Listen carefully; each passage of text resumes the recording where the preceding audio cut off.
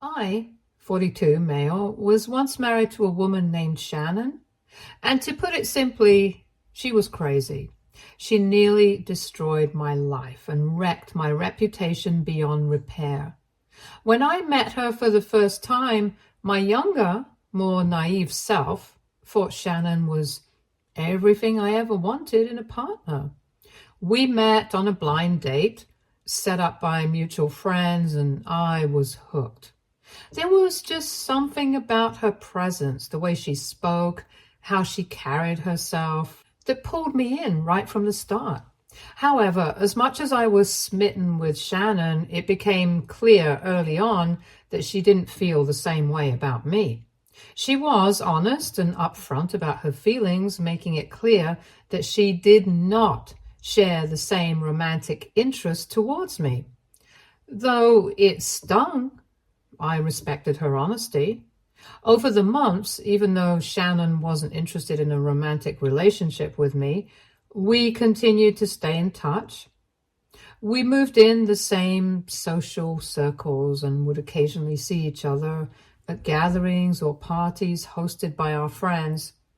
During these times, I made a conscious effort to keep things friendly between us. I treated her as I would any other acquaintance.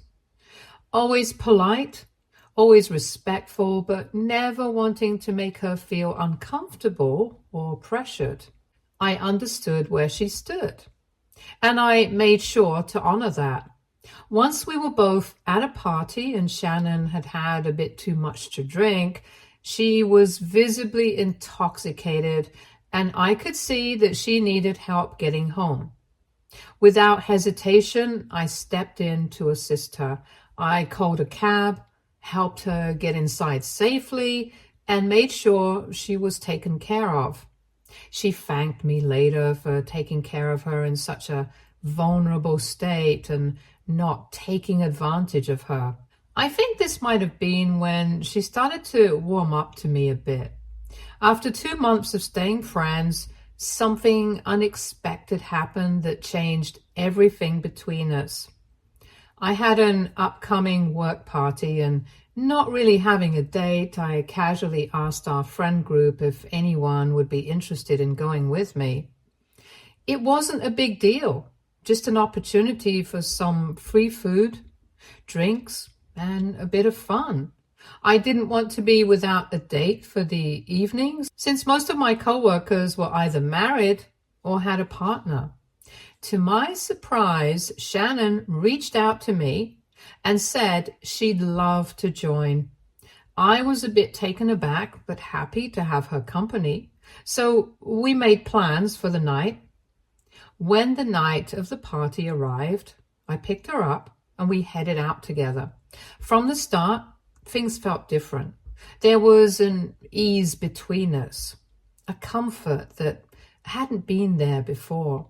She seemed more open around me. I did my best to keep things light and respectful, avoiding any flirtation since I was still mindful of her previous feelings. But despite my efforts, the night was filled with laughter and genuine enjoyment. Shannon seemed to be having a great time. She was laughing and giggling, and it felt like we were really connecting on a deeper level. As the night drew to a close and I drove her back home, Shannon invited me back to her place. I hesitated, not because I didn't want to, but because I wanted to be sure that whatever happens next between us was genuine and not just a spur-of-the-moment decision fueled by the atmosphere of the night. So I politely declined her invitation and left. The very next day, I received a text from Shannon. She told me that over the past few weeks, she had slowly started to fall for me, but was afraid to admit it. She said that my consistent kindness, the way I had always treated her with respect, and my gentlemanly behavior had made her see me in a different light. Shannon admitted that she regretted rejecting me after our first date, and that she wished she had given me a real chance to get to know me better back then. She asked if I could consider giving her another chance. now that she realized how she truly felt. It was a lot to take in since this was all so unexpected. Despite the months of just being friends, my feelings for Shannon had never really changed. So when she asked if I could give her another chance, I readily agreed, and that's how we ended up going out for another date. From that point on, things between us just fell into place.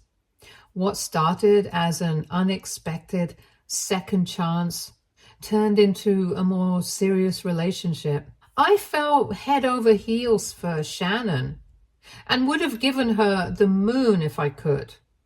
After dating for a year and a half, Shannon and I made the decision to move in together. At that point, we had already been spending most of our time at each other's places, and when both of our leases were up, we thought it made sense to find a place that we could truly call our own. However, the process of finding that place revealed some things about Shannon that I hadn't fully acknowledged before. From the very start, Shannon always had a tendency to be a bit showy, always gravitating towards the finer things in life, which is completely opposite of who I am, essentially. It wasn't something that I had minded too much before, but it became very apparent when we started apartment hunting. She had her heart set on high-end places, luxurious apartments, only that were honestly out of her budget. When I pointed this out to her, she argued how she expected me to cover 70% of the rent because I had a higher paying job anyways. Looking back now, I realized this should have been the first red flag for me, a sign that our financial expectations and priorities did not align. But at the time, I was deeply in love with Shannon and I wanted to make her happy, so I didn't push back. Once we found an apartment and finally moved in together, another issue surfaced. Shannon was very particular about how she wanted our new place to look. When I started bringing over my furniture, she immediately dismissed most of it, calling it tacky and cheap, and asked me to just throw them out. I do admit my furniture was more on the traditional vintage side, pieces I had collected over the years and had grown attached to. Shannon was insistent, and the more we discussed it, the more I realized that she wasn't going to compromise easily. In the end, I gave in just to keep the peace. We moved most of my furniture into my study room, or the storage, where she wouldn't have to see it every day. This made me realize that Shannon was extremely controlling in our relationship, something I had occasionally brushed off in the past. Despite some of her flaws, my ex-wife had a way of making people feel valued and cared for, and that included my parents. From the very beginning, Shannon went out of her way to build a strong relationship with them, and they absolutely adored her in return. For context, Shannon had no contact with her own family. She had explained to me very early on that her relationship with her father was deeply painful. After her mother passed away, her father turned to alcohol and spent most nights out at bars, leaving Shannon to deal with the aftermath. As a result, when she left for college, she made the difficult decision to cut off all contact with him. Shannon's father never made any effort to reach out to her. This had always left a void in her heart, a longing for the kind of love and support she never received from her own family. That's why she had become so close to my parents. They filled that space for her. My mom and dad always welcomed her with open arms, offering the love and care that she had missed out on for so long. In many ways, they became the family she had always wanted but never had. And I didn't mind sharing my parents with her at all. I wish I had seen back then how she was manipulating my parents, slowly turning them against me. but I was too foolish to notice. After 3 years of dating, I proposed to Shannon. We had been talking about marriage for a while, and Shannon had expressed her desire to start a family soon. I spent weeks carefully choosing a ring that I knew she would love, and I planned the proposal at her favorite restaurant, a place that held special memories for us both. The night of the proposal was magical, and when I asked Shannon to marry me, she said yes without hesitation. The joy in her voice, the tears in her eyes, and the way she hugged me tightly made me feel like the happiest man alive. As we began planning the wedding, it became clear that Shannon didn't have a lot of savings.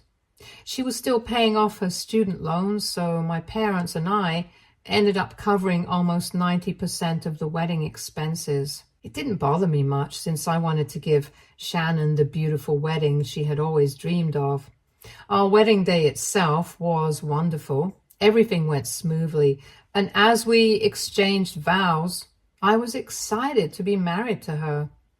But it was after the wedding that the real trouble began. The first major issue we faced was when we couldn't seem to get pregnant. We tried for months, hoping each time that we would finally see that positive result, but it never came. Eventually, we decided to seek medical advice, and this was when the doctors discovered that Shannon had a condition with her uterus that made it nearly impossible for us to conceive naturally. This news crushed her. She had always wanted to be a mother, and the idea that she might never experience pregnancy was incredibly painful for her. As a result, Shannon fell into a deep depression after the diagnosis. I did my best to support her, even suggesting that we could explore other options like adoption or even surrogacy. But she wasn't interested. Shannon was fixated on the idea of having her own biological child, and any other option felt like a compromise she wasn't willing to make. Next, over the months, Shannon began to expect me to cover her share of the rent and bills entirely.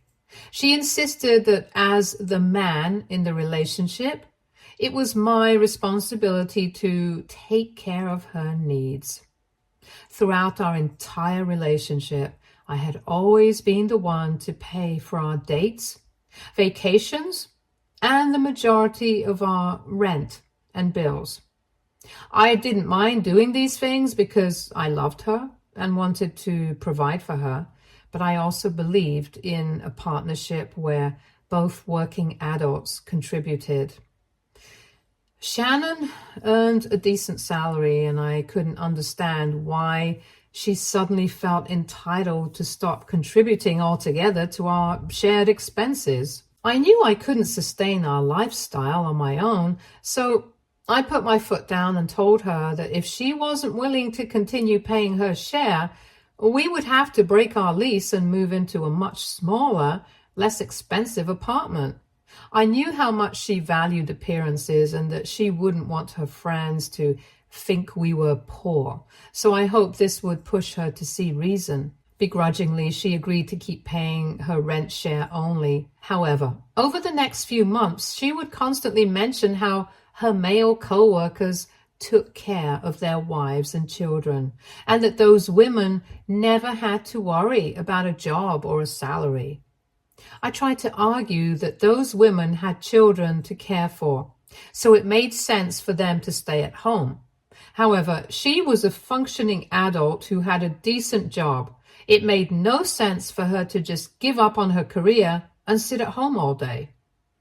Shannon was pushy, and when I was still not getting convinced, she decided to go and involve my mother in this disagreement. She complained to my mom, almost like a child running to a parent when things didn't go her way. My mom, who had always been traditional in her views on marriage, took Shannon's side without hesitation. She told me that Shannon's thinking wasn't wrong, and that as her husband, it was my duty to take care of all her needs if she wanted to leave her job. My mother's words stung. She didn't understand the financial strain it would place on me if Shannon stopped contributing altogether. I had a huge fight with Shannon regarding this, as I felt she betrayed me by involving my parents in our issues. During this fight, in her anger, she admitted for the first time how she regretted marrying me, as I was not able to support her. This is when I started to suspect that Shannon might be nothing more than a gold digger.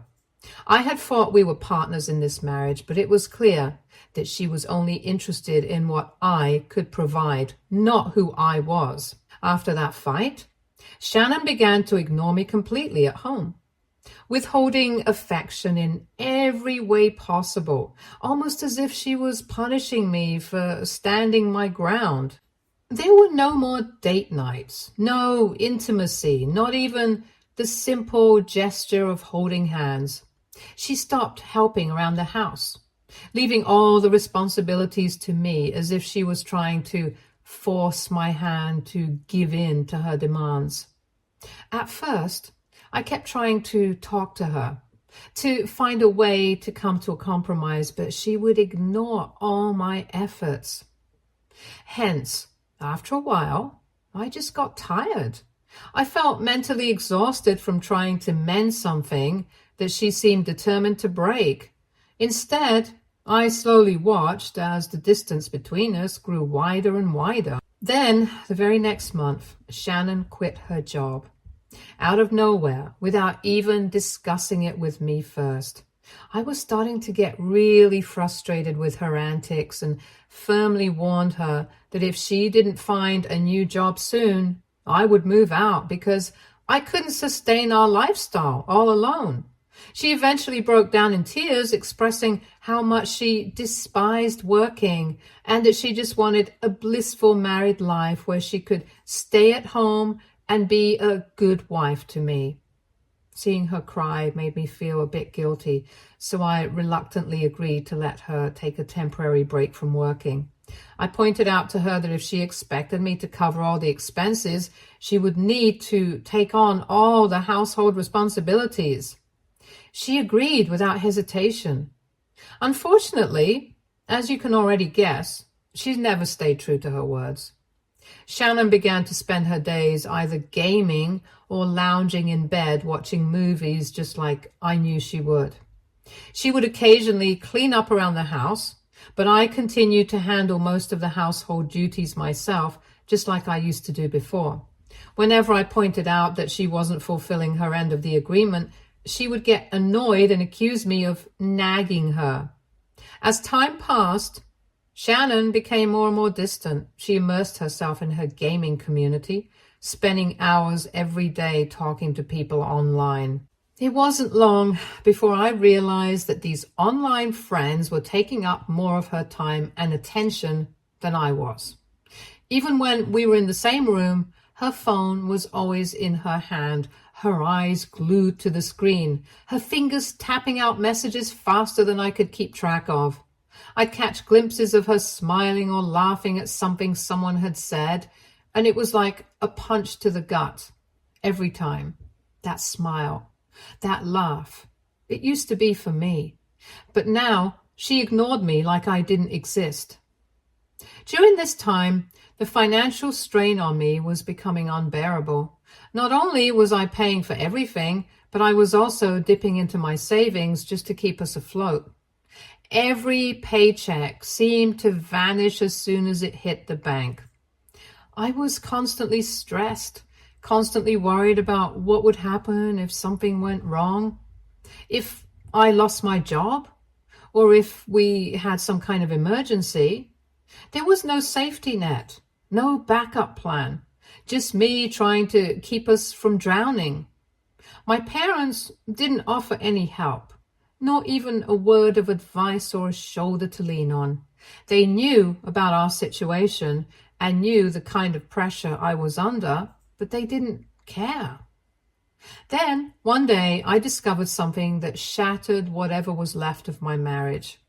I was going through both mine and Shannon's phone bills, making sure everything looked right. However, as I scanned through the charges and the call logs, I noticed there were multiple calls made to the same number on Shannon's account. I found it odd, so without thinking, I asked Shannon whose number it was. She just rolled her eyes at me and told me that it belonged to a guy she had met online. I asked her if they were close friends or something more, since she seemed to be talking to him all the time. To this, Shannon nonchalantly replied, "Maybe, maybe not. He would definitely want us to be something more." My jaw dropped as I stared at her, half expecting her to say this was just a joke. This was when Shannon continued to tell me she did feel emotionally attracted to Jacob and liked spending time with him. My hands started to shake, hearing her words. I grabbed her phone and scrolled through her messages just to see for myself if this was really true. What I saw made me sick to my stomach. Shannon and the man had exchanged very graphic messages with each other and discussed everything about their lives in detail. At one point, she had even openly admitted to Jacob that she had fallen out of love with me, but that she liked to use me as a cash cow, since I was a safe option. She boasted about how she was living a comfortable life at home without ever having to lift a single finger for the past few months. Jacob, in turn, had called me a foolish, nerdy guy who deserved to serve her. The sheer audacity of their conversation left me stunned. I quickly took photos of their messages as I couldn't believe what I was reading. Shannon looked at me like she just didn't care. I realized then that our marriage was over. To her, I was nothing more than a means to an end, a tool to be used and discarded once I had outlived my usefulness. Although I was devastated, I knew what I had to do next. I told her that I was done living my life like this and that I was going to divorce her. She laughed at my face and told me that divorce was not an option, and had the audacity to suggest that we could open our marriage if that would make things easier for me to accept. I refused outright and demanded that she move out immediately since I was the one paying for everything. That's when her demeanor changed. Shannon wasn't going to just easily give up her grip on me. She had controlled and manipulated me for so long that she thought, even after finding out about her affair, I would foolishly forgive her and give in to her demands yet again. However, when I didn't, she started to yell at me that she was never going to go anywhere and threatened to involve my parents. She called them, crying and begging them for help as if I was wrong for asking her for a divorce.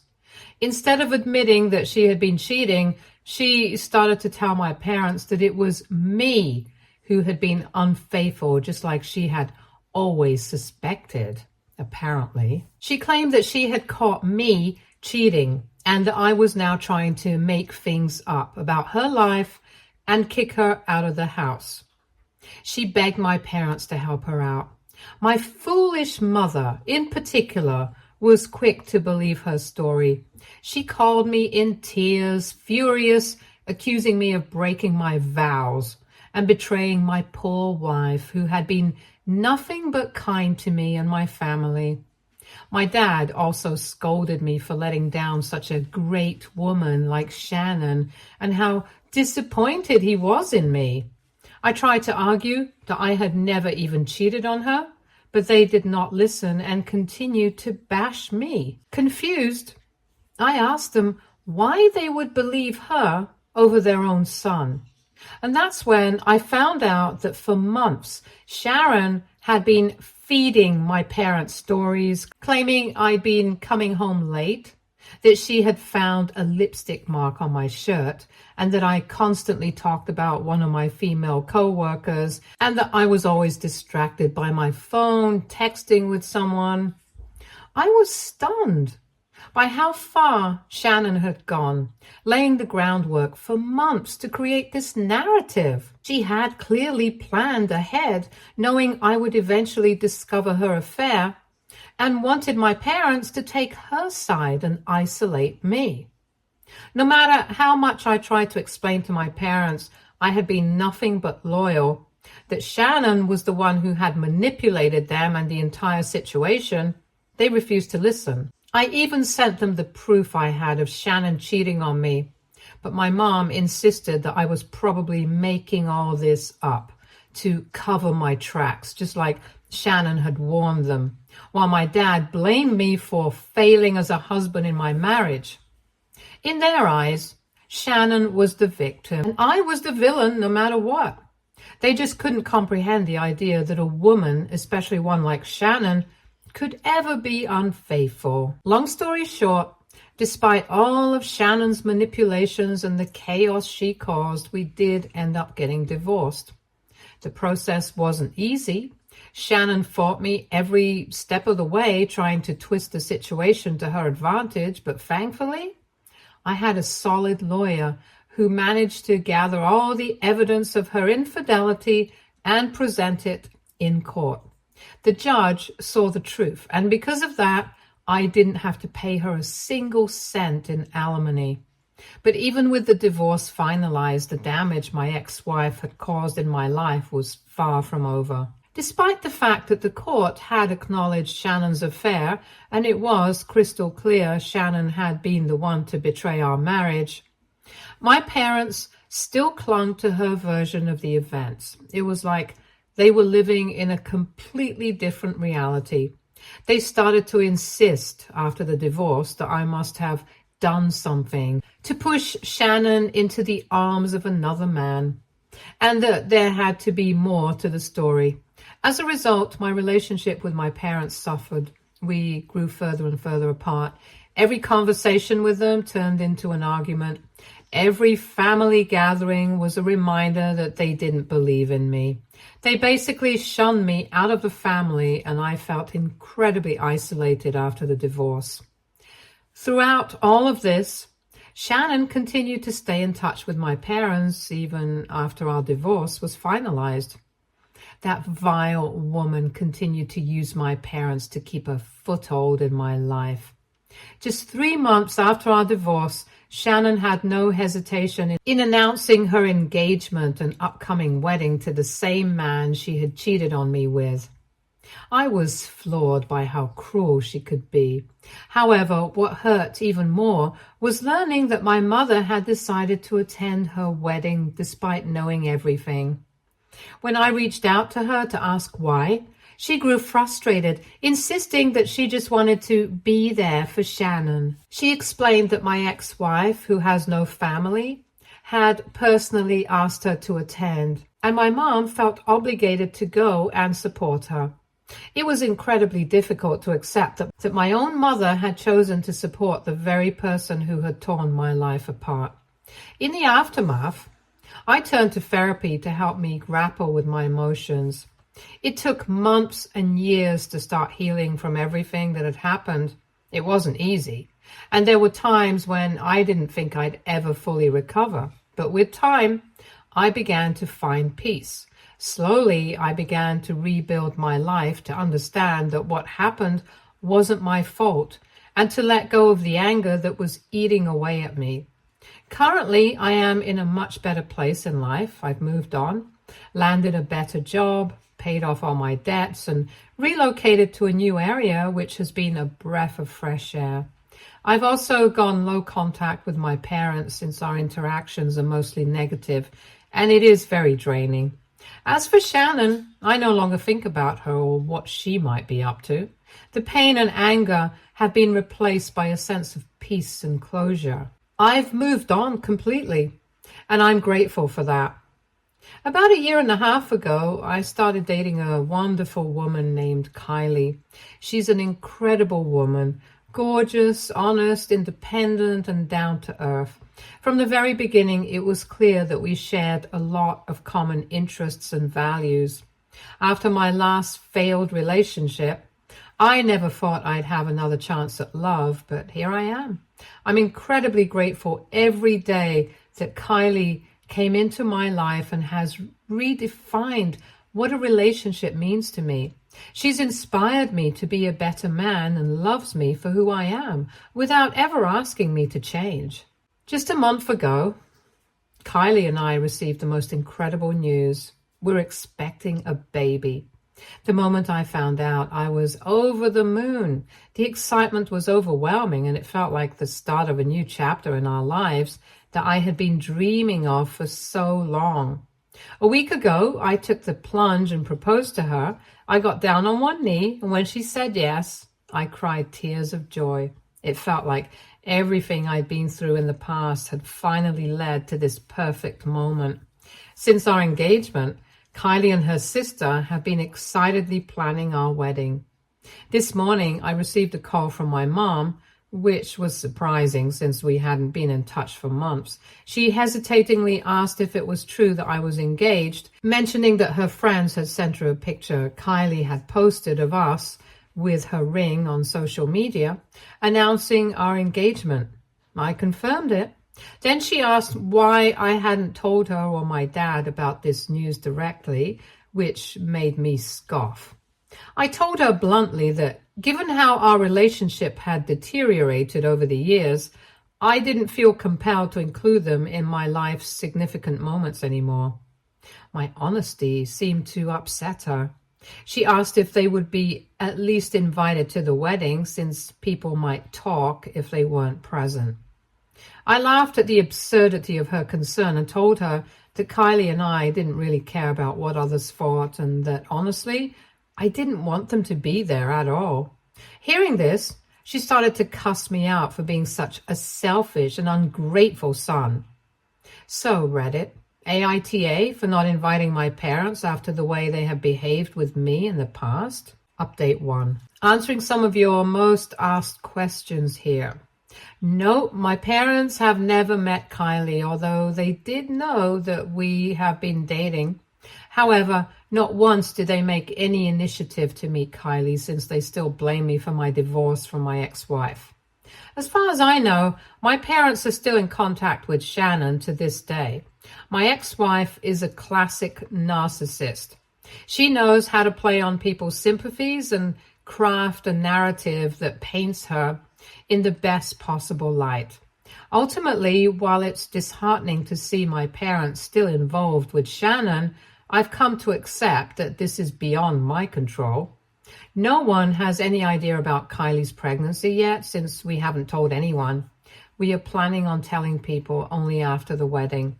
The reason I don't want my parents present for the wedding is not just because of how they have blatantly favored my ex-wife, but also because I don't want them to sabotage my happy moment with my wife by bringing up the past. I don't trust them anymore and want them to stay away from my new family. Update 2. It's been a few days since my last update. Today, Kylie showed me a message she received on social media from my mother.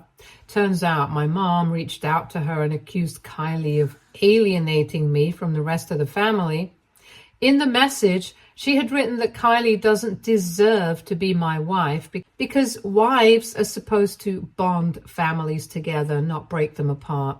She also wrote how Shannon was always so close to her and Dad after she came into my life. But Kylie has done the opposite and has even refused to ask for their blessings. I was furious when I saw the message. I called my mom immediately and asked her to stay out of my life. I reminded her that I was sick and tired of them always bringing up my ex-wife when she was nothing but a huge mistake. I told her how crazy she and Dad were to have continued to support an outsider over their own son even after everything. My mom argued that she couldn't help but always see Shannon as her own daughter and that she missed who I used to be before my divorce with Shannon. I pointed out to her that I used to be a foolish man in love, which is why I was taken advantage of by that wicked woman, and I was glad I was no longer that same person. My mom then went on to say that if I was really determined to marry Kylie, despite how much they disliked her, She and Dad could consider giving us their blessings, but only if we invited them to our wedding first. I scoffed and told her I was done trying to explain myself over and over, and made it clear that from this day forward, I would be cutting both her and Dad out of my life permanently. I firmly informed her that she can continue to consider Shannon as her daughter for as long as she lives, because I am no longer their son. My mom freaked out and tried to argue back, but I cut her off. Me and Kylie have since blocked my parents from all our socials and our phones. Update 3. It's been a month and a half since my last update, and Kylie and I recently got married in an intimate ceremony surrounded by our family and friends. My parents weren't invited, but Kylie's parents were there, cheering us on. The wedding went off without a hitch, and it was perfect. Right now, I'm on my honeymoon with my wife, and we're planning to announce our pregnancy in a few weeks to our close family members and friends. Since blocking my parents, they haven't been able to contact us, and I'm at peace with that. I'm incredibly happy and grateful as I look forward to becoming a father. All I want now is to be there for my loving wife and to take care of our child. Stay tuned for more stories from Argo Relationships.